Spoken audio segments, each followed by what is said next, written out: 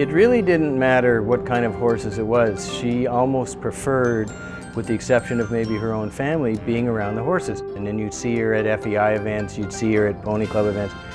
Horses were her lifeblood. Sandra Sillcox grew up as Sandra Powell. She inherited her love of horses from growing up on the family farm. Lonely Acres was located in the north end of Toronto.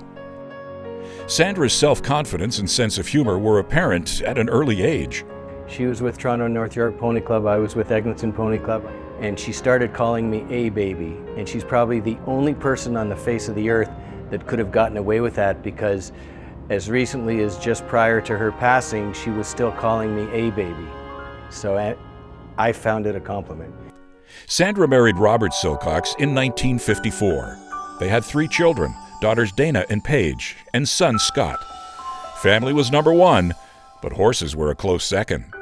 Sandra was involved with horses all her life, starting with Pony Club and going through riding and competing and coaching and judging and stewarding.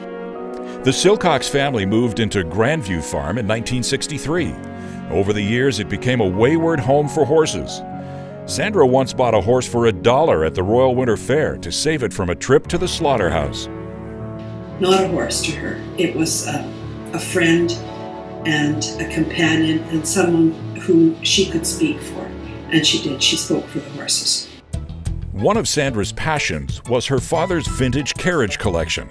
For many years, the collection was housed at Casa Loma. Told us the names of all those carriages, where they had been, what they had done.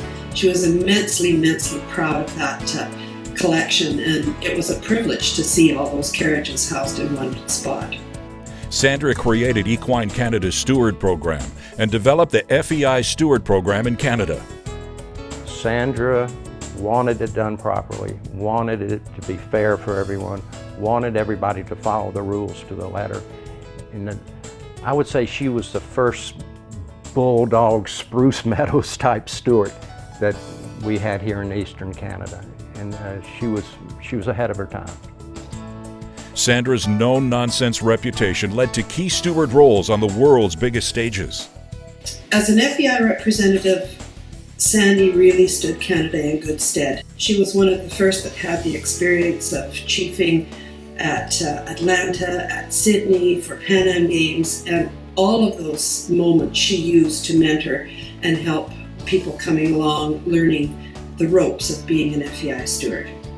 Sandra was very much aware of where the line was drawn between friendship and rules and regulations.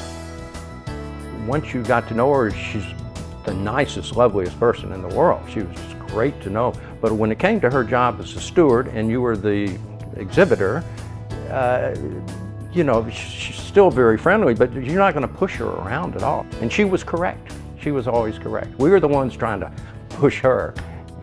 No way. She was great. Sandra passed away in 2008 at the age of 74, but her legacy continues to live on in the equestrian community. People remember her most as being a steward, but she was everything else. She had been a judge, she was a hunt person, she worked a lot in Pony Club, so she was the consummate horse person in that she was just so well-rounded. There wasn't an area that she didn't dip her fingers into.